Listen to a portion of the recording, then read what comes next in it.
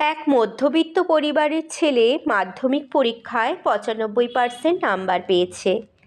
বাবা মার্কশিট হাতে নিয়ে আনন্দে চেঁচিয়ে বললেন, ওগো শুনছো, পায়েস বানাও, আমি রসগোল্লা আনছি। তোমার ছেলে মাধ্যমিকে 95% নাম্বার পেয়েছে।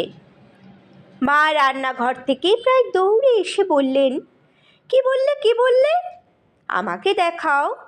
ছেলে মাঝখানে ফট করে বলে উঠল, বাবা, মাকে রেজাল্ট দেখে কি হবে? মাকে লেখাপড়া জানে?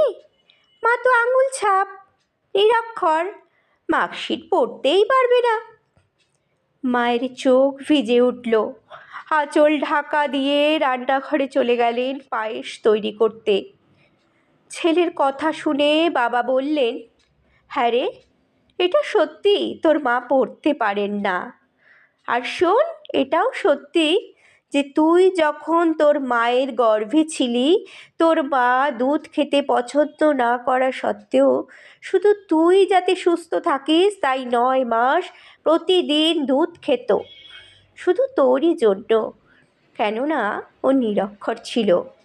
যখন তুই রাতে পড়তে পড়তে ঘুমিয়ে পড়তিস, তখন তোর মা তোর বই, খাতা, তোর ব্যাগ সাজিয়ে রেখে নিজে শুতে যেত।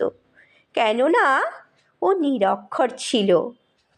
তোকে ভালো জামা কাপড় জুতো দেওয়ার জন্য আমাকে জোর করত, আর নিজে 2টো শাড়িতে সারা বছর পার করে দিত।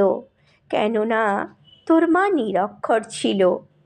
তোর মা ভালো ভালো খাবার বানিয়ে তোকে আমাকে খাইয়ে দিত, নিজে যা হোক কিছু খেয়ে নিত।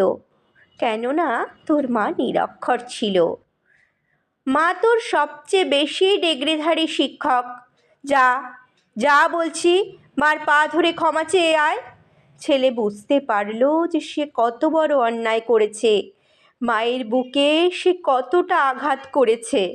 কাঁদতে কাঁদতে সে রান্নাঘরে ঢুকে গেল।